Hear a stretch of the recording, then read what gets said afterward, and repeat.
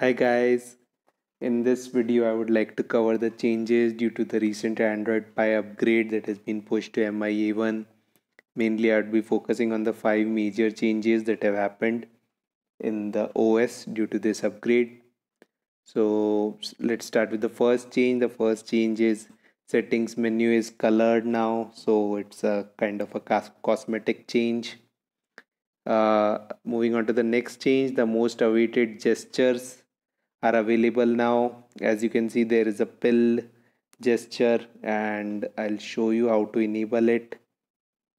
You just search for swipe, go for swipe on home screen. So through this you can enable it. Single one swipe will take you to the task manager. Now the task manager has also changed. It's kind of now a plain interface instead of the cards and the decks that we had previously. And in order to use a split screen, you can select and use the choice of split screen on apps. So that's the other change. Now if you swipe twice, it will take you to the apps menu. This apps menu is also redesigned, where the top row shows the most frequent apps. Then there is also something called suggested actions, which will come after the top row. So that's about the changes that have happened in using the pill menu. Now in pill menu, in pill menu you can browse through the cards by moving your fingers from left to right. Then you can go to your previous app by clicking this. So by swiping on the right. So that's the second major change, one of the most major change to happen. Okay, now moving to the next change, that is the digital well-being change. So let's go to settings. So what will happen? I'll disable the pill menu right now. So with regard to digital well-being, uh, when my phone got upgraded at that time it was not visible, but when it ran the Play Store updates at that time, this digital well-being app got downloaded, which basically tells you how you are spending your time in which all apps. And uh, it is the whole where how many times you have unlocked the phone, how many notifications you have received. So it's kind of designed to help you to wind down. So it brings me to a kind of BlackBerry implementation where they implemented a kind of curtain to disable all notifications when you go to sleep. So wind down looks feature looks similar to that. uh, and this is kind of analytics that will help you. You can decide if you don't want to spend too much time on one app. You can configure app timers to do that, and that would help you to reduce your consumption, maybe save your eyes a bit.